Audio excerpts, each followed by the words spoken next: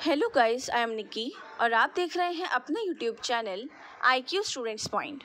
So guys, आप सभी इग्नू के जो स्टूडेंट्स हैं, चाहे आपका कोर्स कोई भी हो, पोस्ट ग्रेजुएशन का हो या ग्रेजुएशन का हो, आप सभी को एक बहुत बड़ा डाउट आ रहा है और वो डाउट है आपके असाइनमेंट के रिजल्ट का। ठीक है, आप लोगों ने असाइनमेंट दिए। असाइनमेंट देने के बाद सबसे बड़ी प्रॉब्लम जो आपको फेस करनी पड़ रही है, आपके थ्योरी के मार्क्स तो शो हो चुके हैं बट असाइनमेंट के नहीं हो रहे हैं। तो आप लोगों के पास सॉल्यूशन नहीं है। अब मैं आपको सॉल्यूशन देती हूँ। आपको रीजनल सेंटर जाने की ज़रूरत नहीं है बच्चा। ठीक है, बहुत सारे बच्चे नहीं जा पाते हैं जॉब की वजह से, या दूर दूर रहते हैं, या आउट ऑफ दिल्ली हैं एक्सेट्रा। तो आप लोगों की फ़ी रिसिप्ट में जो आपको कॉलेज अलॉट किया गया है, मतलब जो आपने चूज़ करा था, ठीक है, उसमें एड्रेस लिखा हुआ है। लाइक मान लो कि मैं स्टूडेंट हूँ, मैंने श्यामलाल कॉलेज चूज़ करा था, मैंने माता सुंदरी कॉलेज चूज़ करा था, हिंदू कॉलेज चूज़ करा था, जो भी करा था, तो मैं उस ही कॉलेज में दोबारा विज़िट करूँगी और उनसे बोलूँगी कि भाई साहब, मैम या सर, मेरे असाइनमेंट का रिज़ल्ट शो नहीं हो रहा है, कृपया करके मुझे बताइए मैं क्या करूँ। क्योंकि मैं बहुत दिन से इस चीज़ के खोज में लगी हुई थी। मुझे एक दो चीज़ कंफर्म करनी थी। मैंने बाकी सभी रीजनल सेंटर्स पे इसको कंफर्म करवाया। तब आपको यहाँ पर अब मैं अपडेट दे रही हूँ कि आप लोगों को रीजनल सेंटर जाने की ज़रूरत नहीं है। आपका जो एड्रेस है वहाँ आपको विज़िट करना है। ठीक है, जो कॉलेज का एड्रेस है। इन केस आपका एड्रेस रीजनल सेंटर ही है तो आप लोगों को वहीं विज़िट करना है। अब बात आ जाती है, अगर आपने ऑनलाइन असाइनमेंट सबमिट करे हैं तो आपको क्या करना है।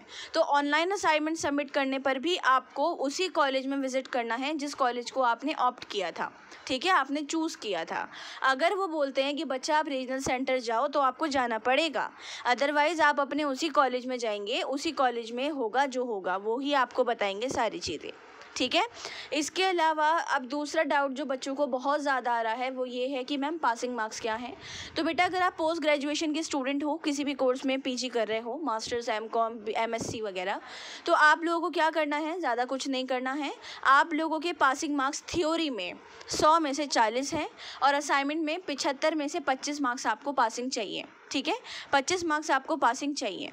आपको थ्योरी और असाइनमेंट दोनों में पास होना ज़रूरी है। एक में रह गए तो वो दोबारा देना पड़ेगा।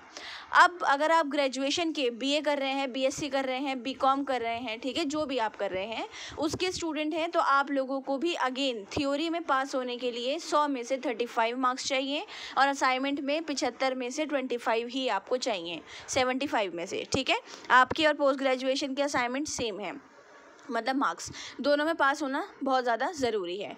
ठीक है, अब तीसरी और आखिरी चीज़, बच्चे मुझसे ये पूछ रहे हैं, जैसे मैं आपको 1 मिनट रिज़ल्ट शो करती हूँ कुछ स्टूडेंट का।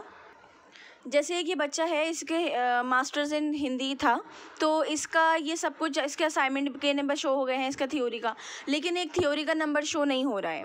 तो बेटा, आप लोगों को रीजनल सेंटर एक बार विज़िट करना ही पड़ेगा। ठीक है, अगर नहीं है तो आप 1 हफ़्ता और वेट करो, इस महीने तक पूरा वेट करो, इस महीने में अपडेट हो जाएगा। ठीक है, अगर आपका एक सब्जेक्ट शो नहीं हो रहा है ना, तो इस महीने में वैसे अपडेट हो जाएगा। मैं ये बात आपको श्योरिटी से कह रही हूँ। ठीक है, अगर आप लोगों का इनकेस नहीं होता है तो आप 1 अक्टूबर को मुझे मैसेज करना कि मैम मेरा अपडेट नहीं हुआ है, please tell me what can I do. Okay, अब दिखाती हूँ एक और स्टूडेंट का रिज़ल्ट।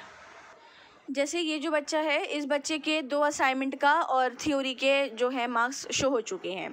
अब इस बच्चे के 35 मार्क्स हैं और ये बच्चा है पोस्ट ग्रेजुएशन का, तो इस बच्चे को पेपर ये देना पड़ेगा।